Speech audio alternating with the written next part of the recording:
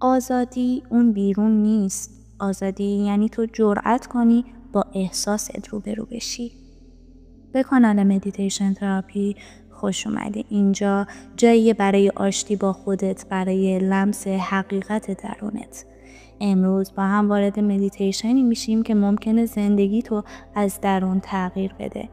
مدیتیشنی با عنوان وقتی احساساتت رو زندگی میکنی آزاد میشی. حالا آماده ای؟ بذار با یه سوال شروع کنیم. آخرین باری که واقعا احساست رو حس کردی کی بود؟ نگفتی خوبم، نه لبخند زدی واسه این که بقیه نگران نشن، نه خودتو قانع کردی که اشکالی نداره، بلکه نشستی با اون احساس، نفس کشیدی باهاش و بهش گفتی من صدات رو میشنوم.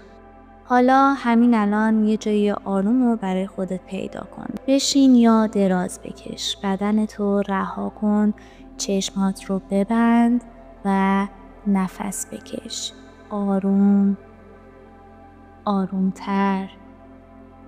نفس عمیق بکش و با هر بازدم یه لایه از نگرانی هات رو رها کن.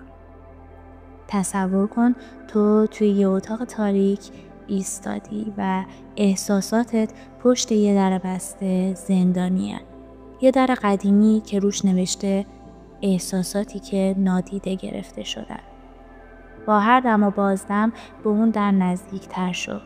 صداشون رو میشنوی؟ اون صدای ترسه، اون صدای غمه، اون بغضیه که سالهاست نشکسته، اون اشتیاقیه که هیچ وقت گفته نشد. بذار الان این در رو باز کنی. آروم بازش کن و بذار اون احساسات وارد شن. حس نکن باید کاری براشون بکنی. فقط ببینشون، باهاشون باش. شاید اشک بریزی، شاید بخندی. همش درسته چون داری زنده میشی.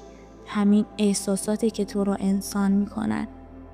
الان ازت یه دعوت دارم. یه قلم و کاغذ کنار دستت بگیر یا توی نوتات باز کن یه صفحه خالی رو و فقط بنویس چی درونت جریان داره؟ چی الان قلب تو فشار میده؟ چی رو داری وانمود میکنی که نیست؟ ننویس برای این که قشنگ باشه، ننویس برای این که کسی بخواد بخونه. فقط بنویس برای این که بتونی نفس بکشی. بذار کلمات بریزن بیرون، بی سانسور، بی نقاب. بنویس حتی اگه فقط یه جمله باشه. الان ناراحتم و نمیدونم چرا. همینم کافیه چون تو داری رها میکنی، داری زندگی میکنی. و حالا که این سفر رو با صداقت و عمق طی کردی، یه سوال مهم از خودت بپرس. چرا برگشتم؟ چرا هنوز ادامه میدم؟ پاسخش ساده است. چون یه جایی درونت میدونه که تو بیشتر از چیزی که هستی تا حالا باورش داشتی. تو فقط زنده نیستی. تو میخوای زندگی رو لمس کنی، حسش کنی، نفس به نفسش رو درک کنی و بدونی اون چیزی که باعث رشد تو میشه نه آرامش دائمیه، نه شادی همیشگی، بلکه پایداری درونیه. اون صدایی که وقتی همه چیز ساکته در دل تو زمزمه میکنه ادامه بده. تو امروز با همین صدا تماس گرفتی. تو از اون آدم‌هایی هستی که به جای قایم شدن تصمیم میگیرن ببینن، احساس کنن، بنویسن و این یعنی شجاعت. و تو توی این مدیتیشن فقط آروم نشدی، تو خودت رو دیدی. همون جوری که هستی، نه همونی که باید باشی. و این اولین قدم به سمت آزادی واقعیه. آزادی از ترس تجربه کردن، آزادی از خجالت احساس داشتن، آزادی از مقایسه، از پنهونکاری، از تظاهر به قوی بودن. تو آزاد میشی وقتی میپذیری که انسانی و انسان بودن یعنی احساس، اشتباه، رشد، تردید، امید. ده حالا یه قول دیگه به خودت بده.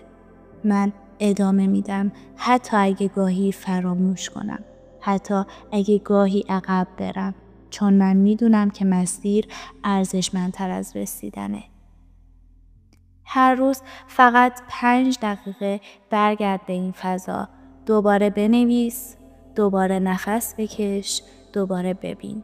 مدیتیشن فقط نشستن و بستن چشم نیست. مدیتیشن یعنی وقتی داری چای میخوری واقعا مزه‌شو حس کنی. یعنی وقتی کسی باهات حرف میزنه واقعا گوش بدی. یعنی وقتی دلت میگیره به جای فرار کنارش بشینی و تو اینو بلدی چون تمرین کردی. یادت نره هیچ تمرینی کوچیک نیست. هر بار که میشینی و فقط نفس میکشی یعنی داری به خودت عشق میدی. هر بار که از درون میپرسی الان چی حس میکنم یعنی به خودت توجه کردی. و این همون چیزیه که همیشه دنبالش بودی. نه تایید بقیه، نه موفقیت بیرونی، بلکه صدای آرامی که بگه من با خودم خوبم. و حالا همین لحظه این مدیتیشن رو با یک جمله شخصی برای خودت تموم کن.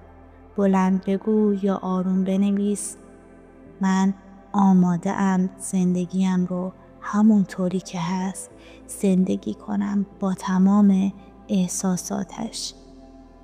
و وقتی چشماتو باز کردی بدون تو فقط از مدیتیشن بیرون نیومدی، تو از نو متولد شدی.